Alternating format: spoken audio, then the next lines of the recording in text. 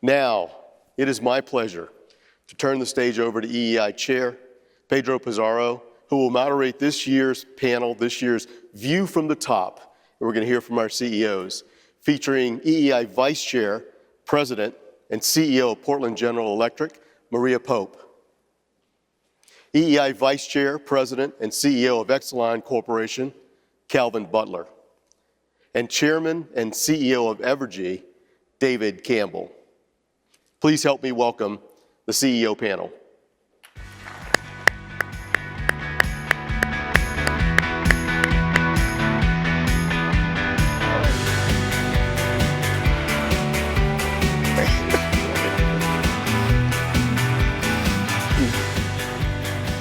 All right.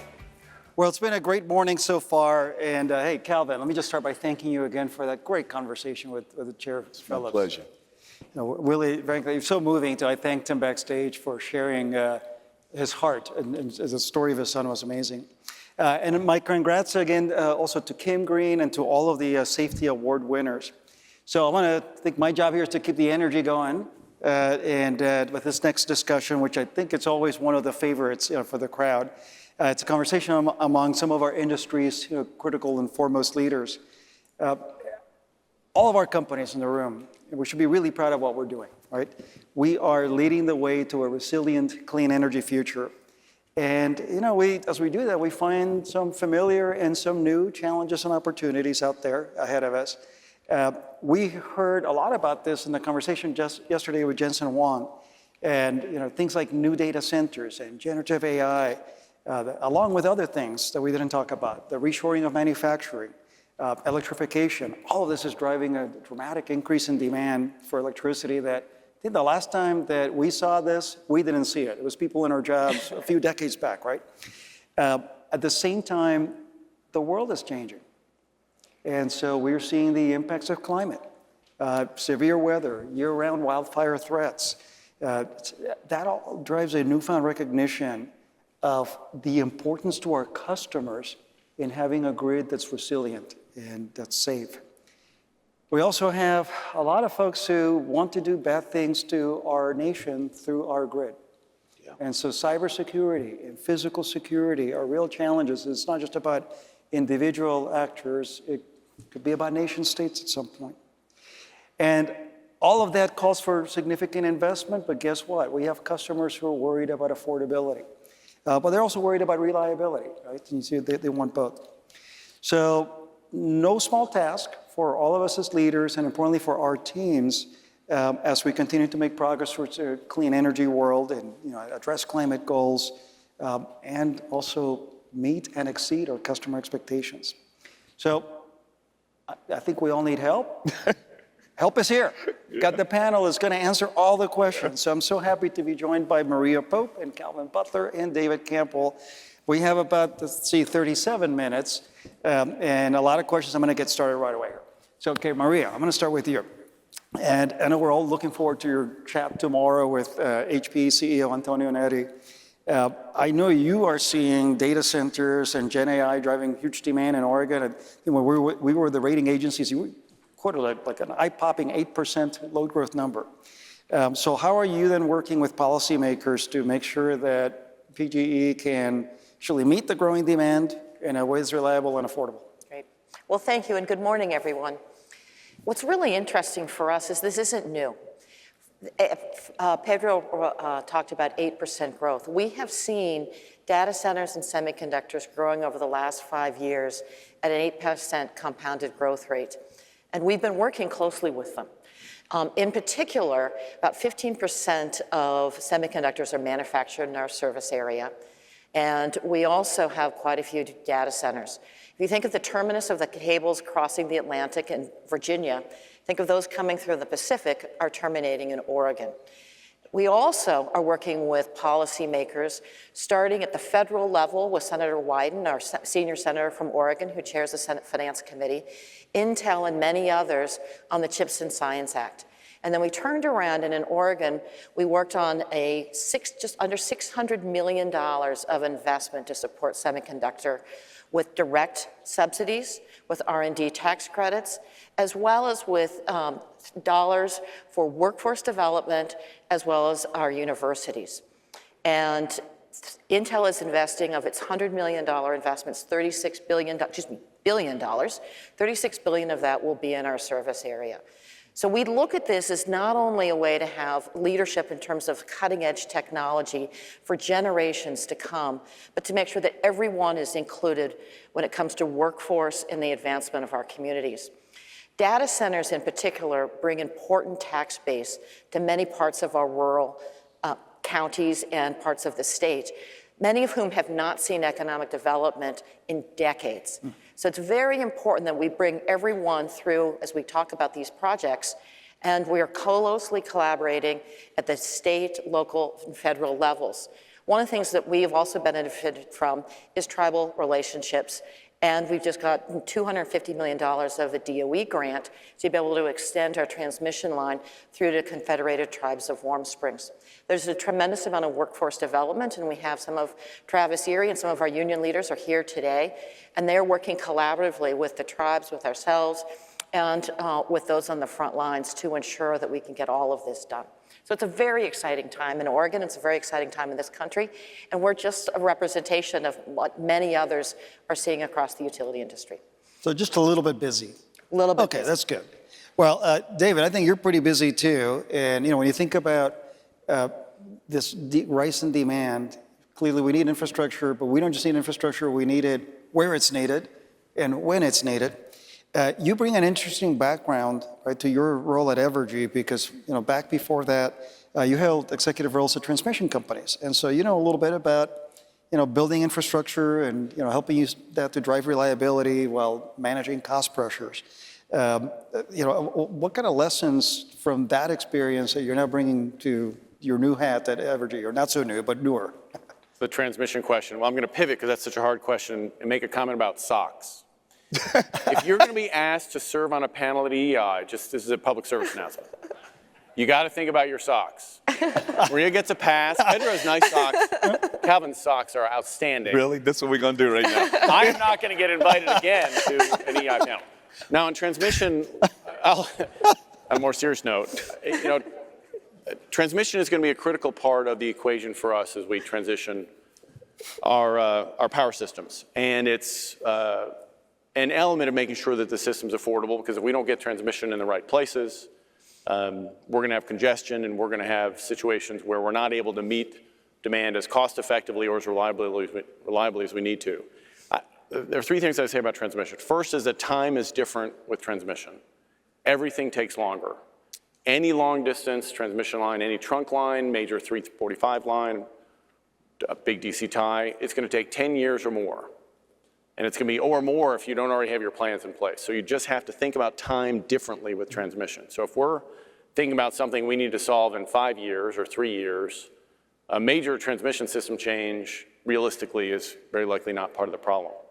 And the challenge is so many of our activities are oriented towards the near term, we don't think 10 years ahead.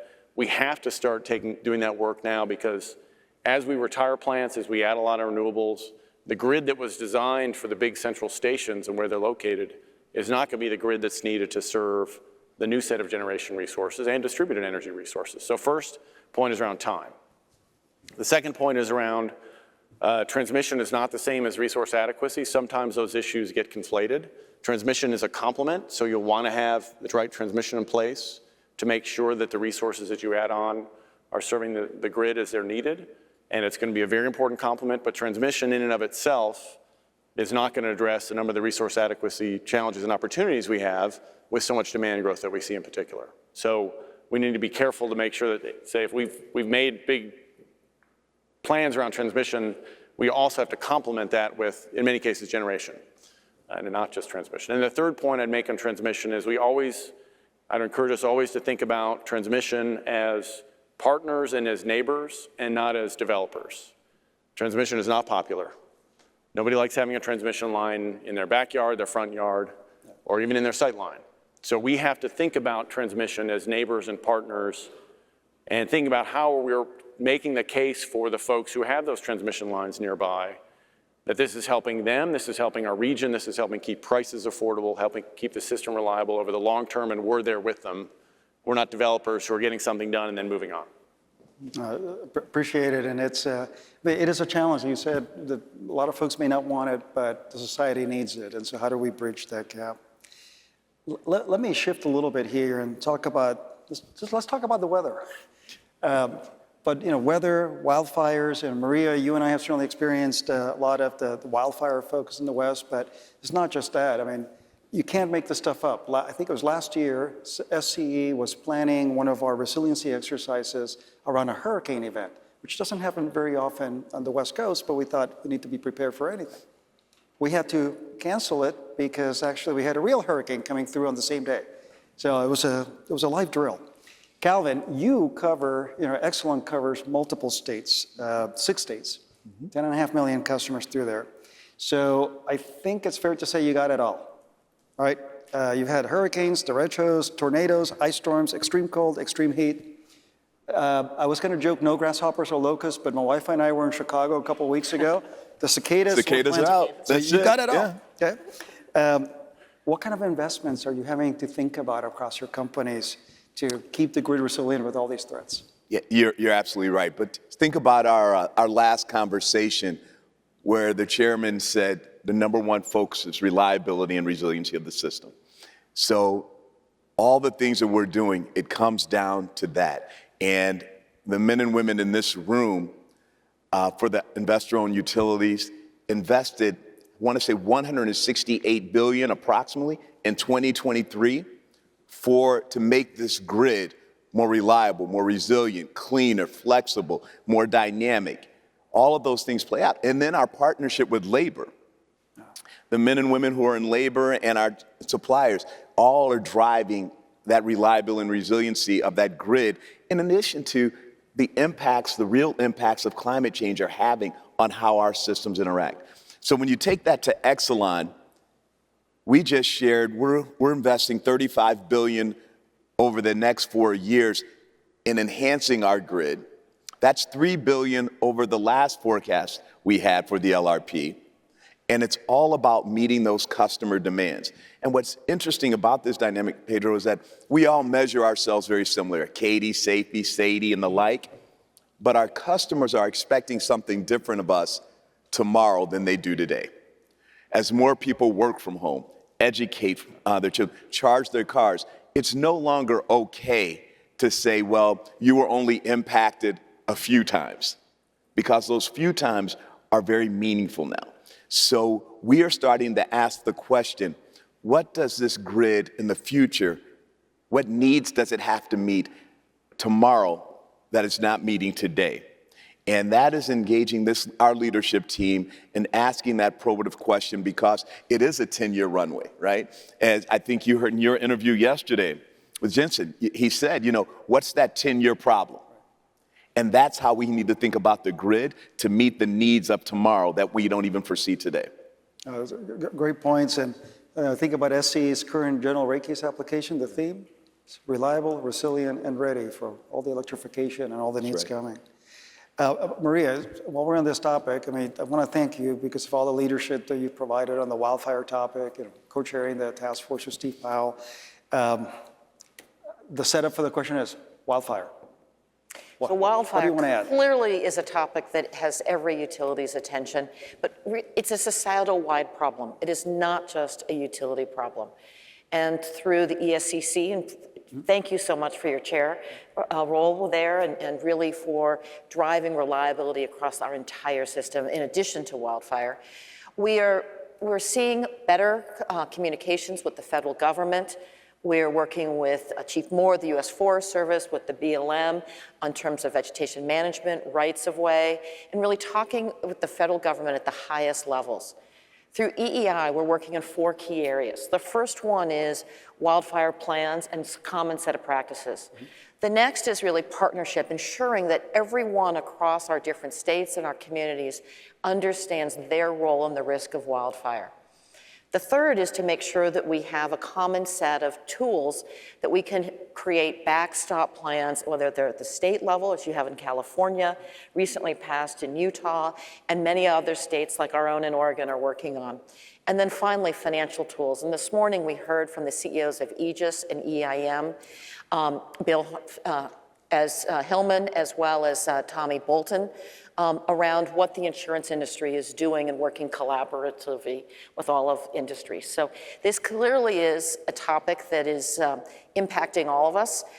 Pedro and I were speaking with Standard & Poor's just a couple of weeks ago, and 28% of all corporate bonds that are investment grade rated are actually utility related bonds, 350 different issuers. So this is not just a utility financial problem, but it's really a financial industry problem overall as well. Yeah, I think you and I were equally surprised when we heard that figure, and it just says, hey, this is really about the systemic viability of the entire financial system. Absolutely. Well, you mentioned the ESCC. Calvin, you served with me on the ESCCs. Thank you for that. And Maria, I think you gave a great illustration of how the ESCC really brings together leaders from our sector and from the highest levels of government. And it's really all about that industry-government partnership. Calvin, do you have examples, beyond the wildfire work that Maria was talking about, of where you see that partnership being critical to supporting grid reliability? Yeah, so when you think about the electricity subsector Security Council, perfect example of government, private employers, and national labs. You got to put them in there working together to talk about the security of the grid. And we know all the things that we were just talking about in terms of climate, wildfire, and so forth impacting us. But then how are we protecting the grid? And that importance of having the ESCC and others leaning in there to have that discussion is critical. So give you an example. We are able to share specific information in real time when something is going sideways and use data analytics that are being provided by the national labs to really drive what we can do in the future. Because it's not so much about what has just happened. It's that, one, we want to get in there and focus on the event, but more importantly, to prevent future events from happening. And we have, I think you guys can appreciate this, all the acronyms that play in here. So the ETAC, the Energy Threat Analysis Center, which is really around how does the federal government view threats coming forward, providing that information to us real time, and then sharing that information across the sector. That's one. And then we also have the Cyber Risk Information Sharing Program, or CRISP, which allows I want to say it's up in your neck of the woods, the Pacific Northwest National Laboratory, sharing information about these are things that we've identified and really putting in systems in place. But that doesn't happen if we do not have that open dialogue with the federal government.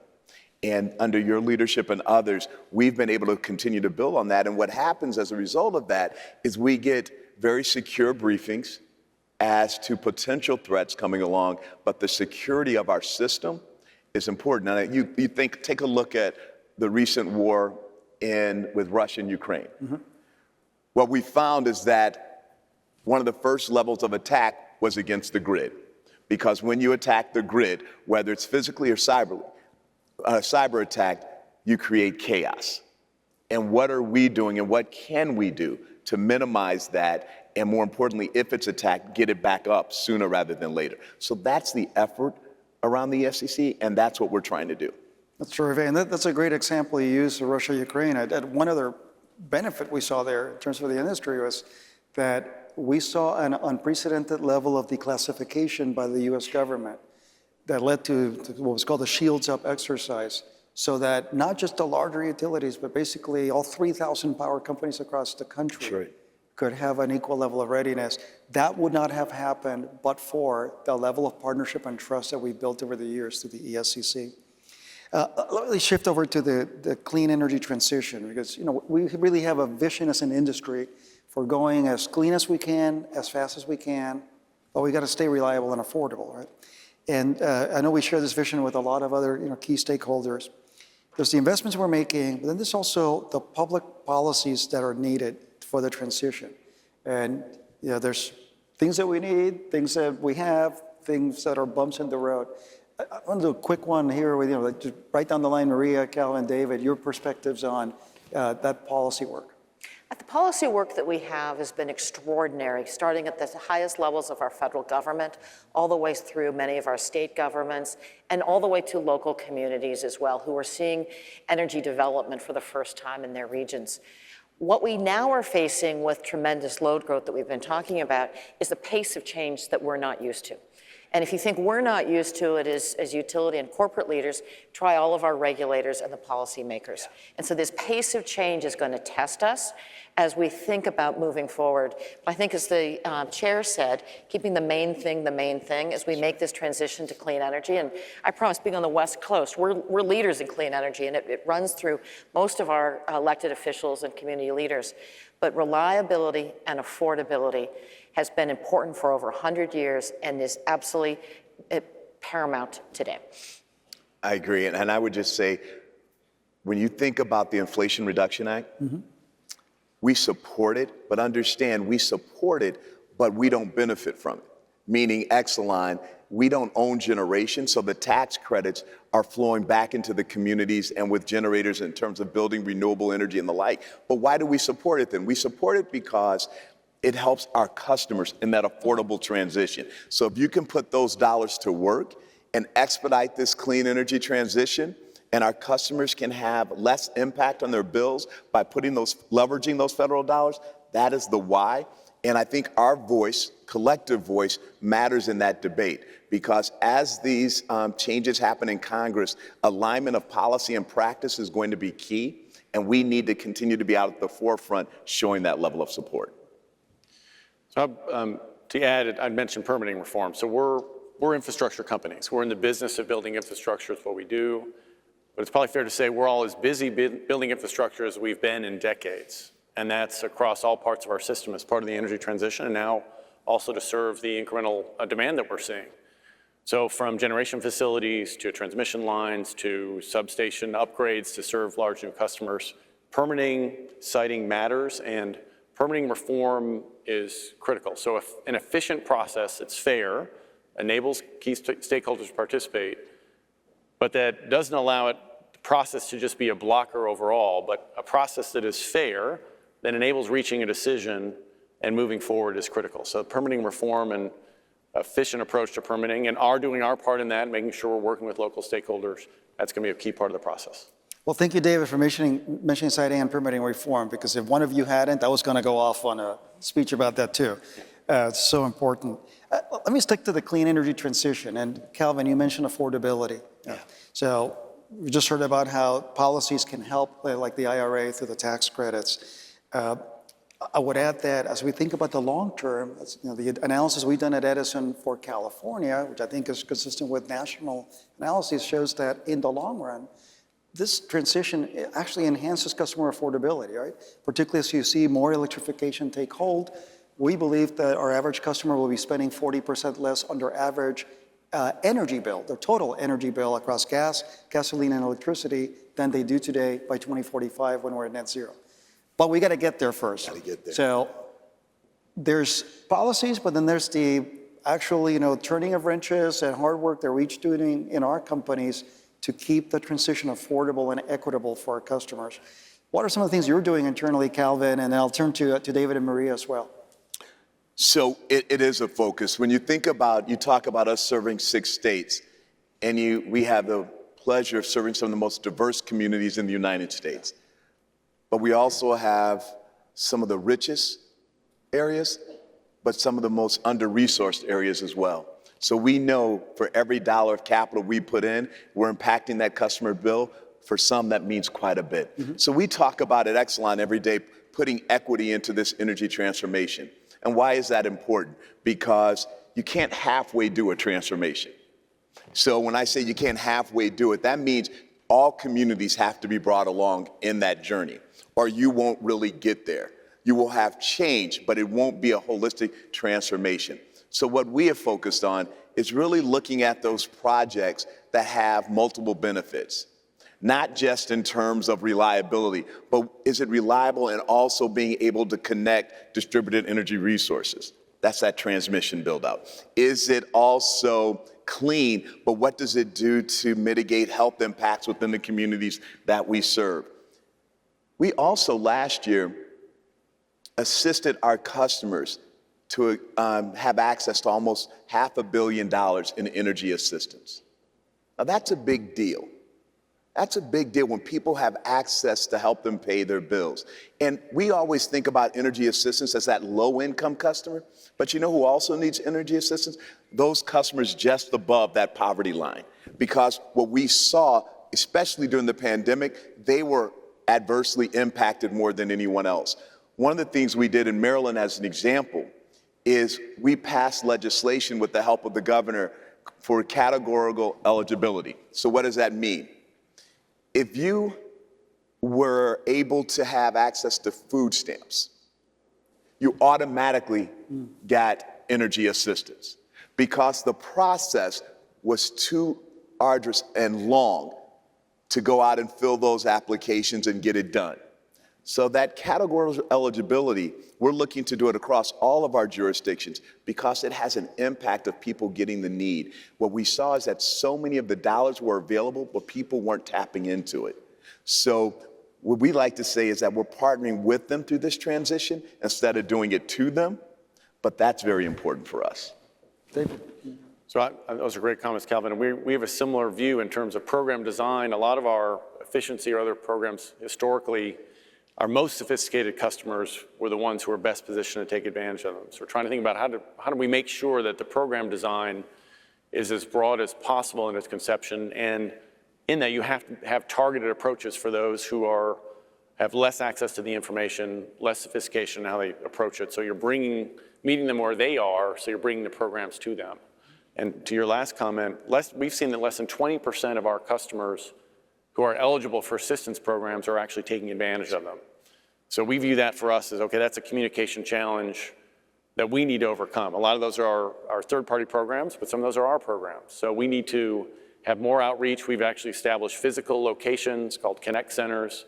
We saw 30,000 customers in 2023 in person because that was the way they needed help to process how they could find access to support. So it's leaning in to reach out to our customers, meet our customers where they are, I think is going to be critical to make sure that they can address the affordability challenges, which are driven by a lot more than just the energy sector. It's especially food prices, rental costs. We need to be part of the solution here. Really? Great. So I just add that we think of it at Portland General as starting with us. How efficient are we at doing our work, whether it's capital or O&M, and particularly with rising wildfire costs? And through use of technology, particularly some of the technologies that you were talking about yesterday with Jensen, Pedro, we have increased our efficiency dramatically. And when I talk to our folks on the front lines, they want to get work done. And so making things and our processes as easy as possible for them has resulted in us keeping our overall headcount at our company about the same while we've had this 8% growth of our industrial and other sectors. So that's a really important part. It starts with us. The second piece is in terms of our financing and access to capital. We're bringing in total about $2 billion of projects that we're associated with to the state of Oregon. It ranges from production tax credits and investment tax credits to some direct grants to hydrogen hubs. But in total, about $2 billion that we're not accessing in terms of other types of capital. And then finally, the access for programs for those who struggle with energy burden. About 10% of our customers today are getting anywhere between 10 and 65% off of their energy bills. And many of the programs we put in place are similar to what David and Calvin have been talking about. So work efficiently and then be thoughtful about how those costs get allocated. Make sure the folks who need the help the most get the most help. Let me shift yet again, because there's so many topics we can cover. And Calvin, I really appreciate the leadership you've provided over the years on the electric transportation CEO task force. But when you think about your territories, lots of EV presence there, kind of the natural places you might think of. David, you're in the middle of the country. right? But I know that there's been a lot of focus on EVs, where you are. So I wanted to actually ping on you on the work that you have underway to prepare the grid for continued growth in EVs and other technologies, in your part of the world. I know you meant that in the most positive sense. I know I in the do, middle part because of there's a good story there. And that's how I took it, as evidenced by the winner of the last 2 Super Bowls. And I'm a Cowboys fan, man. I was happy that the Eagles and 49ers lost, let me tell you. So I'm going to go back to your socks if you keep this up. I'm already banned, so I might as well just double down. The electrification for us, we have a real opportunity, first of all, to learn by the power of association. So a lot of jurisdictions, including those represented here, are further along. Our total EV penetration is about 1% now. It's less than 5% of new vehicles. So we are able to watch and see and learn from what you all are doing as you accommodate it. And what we're seeing is that, one, we need to make sure that we embed our expectations around electrification in our planning. So as we are doing work to upgrade and modernize our distribution system, we're trying to be thoughtful in our forecasting, and AI tools I think are going to be very helpful here. Where are we going to build in the capabilities where we think the electric vehicle penetration is going to be highest? There's pretty good ways to model that. We need to make sure we get that in our planning. We need to make sure that we're building capabilities like our distribution SCADA system. We have a private LTE network. With a lot of EVs, with DERs, we know our customers are going to be interacting with our system in different ways with maybe more flexibility on their side. Right. So we want to make sure that we have a better capability real time to monitor and manage our system to accommodate electrification. And another piece we're trying to get ahead of our think ahead on is around behavior. So we're in a market where folks drive F-150s. F-150s, you hear about how these Ford trucks are the biggest sellers for 50 years. Come to Kansas City, come to Texas, you'll know why.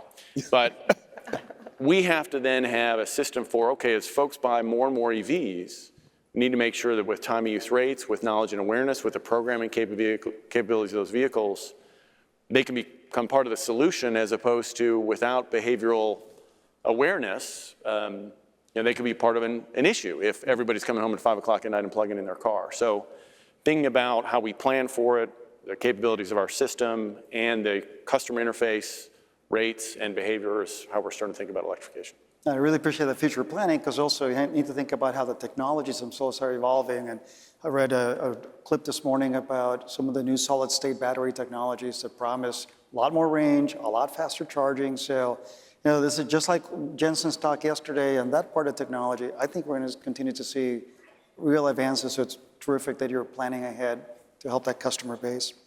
Well, and by the way, a quick plug here for the Hub. Folks heard lots of good discussions on technology there yesterday, and make sure you continue to stop by there. All right, Calvin, during your session with Chair Phillips, I was so gratified that you both touched on Juneteenth. And let's be honest, 50 years ago, as important and as progressive as this industry has been, it's unlikely that we would have had a panel with people who look like you and Chair Phillips, or people who look like me, or Maria. David, you might have well been here through your talent. It is. With your socks. But you know what? Socks included. Yeah. But you know what? We wouldn't be here but for all the folks who recognize the importance of diversity at a time when it wasn't such a big thing. And when you fast forward, the diversity we've seen in our industry, that change has been fantastic. And it's really about diversity of thought. So, we all stand on the shoulders of folks who really planted the seeds to support others who didn't look like them, decades and decades ago. So I just wanted to spend a couple of minutes with each of you on how you're thinking about your commitments to DEI, and what that means for your companies, and what that's doing for your workforce today and in the future. David, do you want to start? Sure. So it's fantastic that this is how we've evolved, but we know that this is a process. So for our company, the way, and I started in 2021, so after a lot of things have been started, but not too much progress made, was say this is going to be a journey.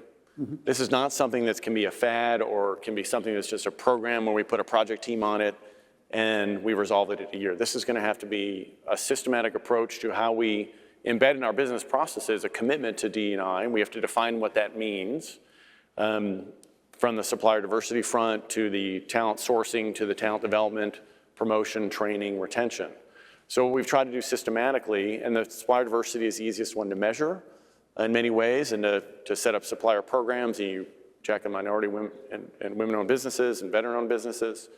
But in the HR process, I think where we are trying to stay the course and really make sure we embed it in what we do on a systematic basis. And again, we need to be more thoughtful in how we source, and we need to be systematic in how we're developing and training and are promoting our people. And I think that we're making progress in that regard. We've shifted from initially a D&I team that was standalone to where it's embedded in our HR team, and it's embedded in how we manage and track what we do. And as I think that's proven resilient as the term D&I has gotten politicized, unfortunately, in the broader economy, we can say, hey, we're staying the course. It was never a fad, and it's still something that's fundamental to what we do. We have the privilege of serving every customer in our region. We have to represent our region. Yeah, well said. Calvin. Let me begin by saying, first off, those who know me know I'm passionate about this, but you also need to know this started under my predecessor, Chris Crane. You know, we lost Chris this year, but Chris, as being the CEO of Exelon, set a foundation for what type of company we're going to be. And what Chris said is that diversity, equity, and inclusion is not a program, it's a value system in us. And as I tell this company, our employees today, our 20,000 plus, I said, you don't change your values because the political winds change. If you can do that, then it's not a value. So we commit to what we're gonna do, and if someone wants to come at us, hold us accountable, okay.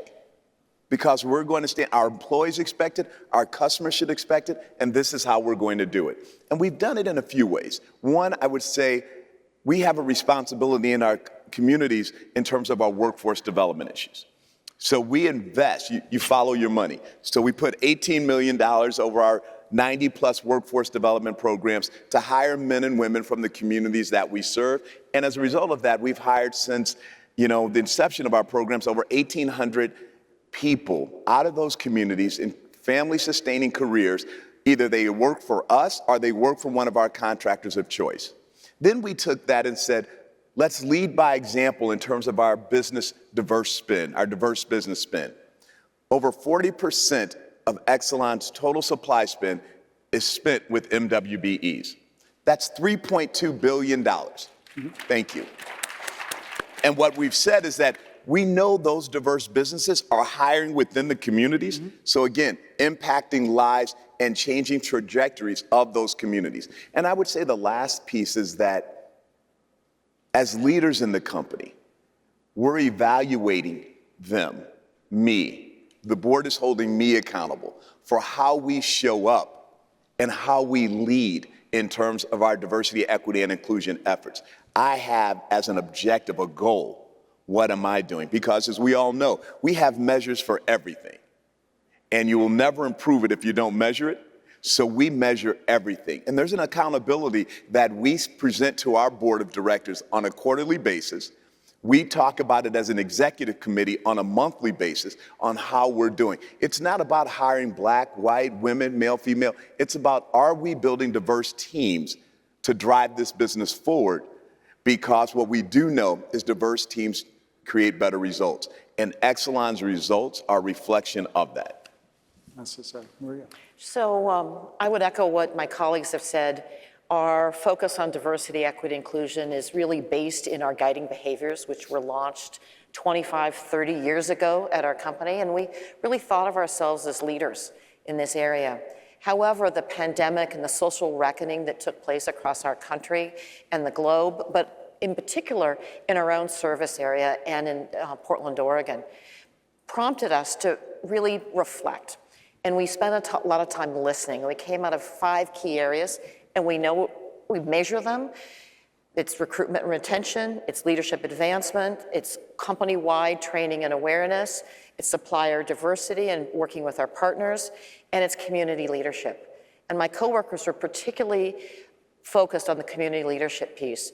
But for me, the piece that I'm the most proud of is that in a very short period of time, we've increased our BIPOC leadership and management ranks by 54%. Wow. And we've increased our number of women by 25%. Results matter. Results matter.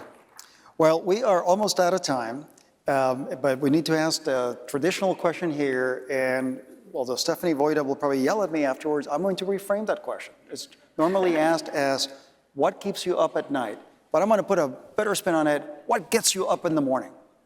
Maria, what gets you up in the morning? So, first of all, I could not be more excited about the opportunities that we have in front of us. We've talked about a lot of challenges, clean energy transformation, the amount of issues hitting our grid, but to have growth and to have people care about our industry in a way that we have not seen in decades is a tremendous opportunity to make a difference and to leave a future for those that will come after us that will be unparalleled. What gets me really excited about getting up in the morning is picking my socks. And then, I would tell you, the exciting part is, and no lie, is really seeing what we as an industry can do to transform communities and lives. That, when you talk about this energy transformation, so much is going on. No one impacts communities like utilities. And I think for a long time, depending on where we are, we have lessened our voice of what we can do. And that is exciting to me about how we can be leaders in really guiding these communities and these cities to think differently. And the issues are big, but that's what we're here for. So that's exciting to me. Beautiful.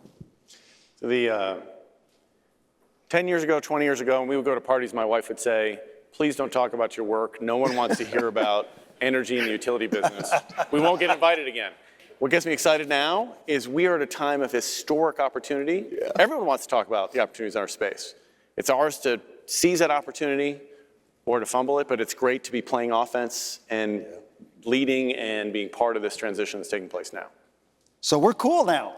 We're cool. Cool now. Cool at cocktail parties. That's great. Well, listen, I know we're out of time here, but I want to say thank you to each of you. Thank you. Not only for the time here, but for your leadership. And I'll just put in one more personal plug here.